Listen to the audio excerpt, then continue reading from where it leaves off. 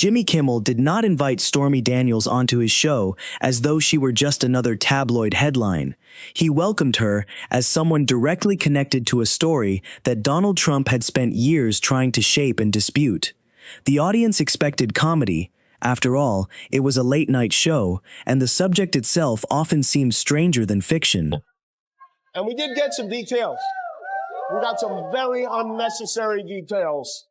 Stormy said their encounter was brief and that Trump did not wear a condom, which is not surprising. He also stared directly into an eclipse. Not exactly a safety-first kind of guy. She said they had sex in the missionary position and that Trump told her she reminded him of his daughter. Stormy testified for 3 hours and 44 minutes today. Her testimony got off to an awkward start. The bailiff swore in on a rolled-up Forbes magazine, and when she raised her right hand, Trump instinctively shouted, "I'm a bad boy, Mommy." The judge said Stormy could testify about her sexual relationship with Trump, but also said we don't need to know the details. And see, now that was already sweeping across our land. Each day since. Okay, enough of this. Stormy, show me on the puppet what he did to you. The story involved a former reality television personality, allegations of a hush money payment, public denials, disputed signatures on documents, and a president who frequently described himself as the greatest to ever occupy the Oval Office. Kimmel held up one of the public statements, read it carefully, then turned toward Stormy and joked, "This letter says nothing happened, but the signature looks like it belongs to somebody else." The audience burst into laughter. That was the opening punchline. Kimmel was not claiming that one comedy segment could settle every disputed detail. Instead, he highlighted the unusual public record that had accumulated over the years. Denials, financial payments, legal filings, interviews, and explanations that often seemed to shift depending on who was asking the questions. The more efforts there were to dismiss the story, the more documents appeared to enter the public record. Stormy smiled, but took her time before responding. Kimmel asked whether she had signed the statement. She glanced at the page and answered with a restrained smile that conveyed almost as much as words could have. The audience leaned in, because the pause itself carried weight.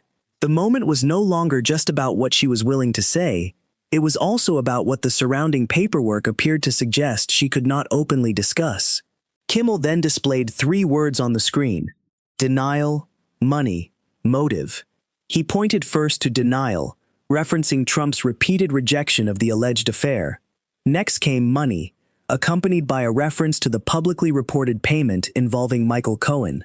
Finally, he pointed to motive and remarked, "This is where the story stops being gossip and starts becoming a question about why someone with nothing to hide needed so many people helping to hide things." The audience erupted again. For many older viewers watching from home, the larger point was easy to follow.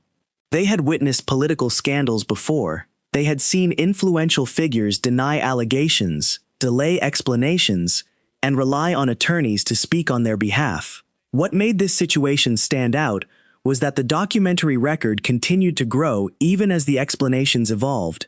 There were financial records, there were court filings, there were legal proceedings asking questions that refused to disappear. Fibonacci held court for 90 minutes. He did all the hits, even made time for a personal attack on his old flame, Stormy Daniels. Was investigating me for something that is not a crime, not a misdemeanor, not an affair.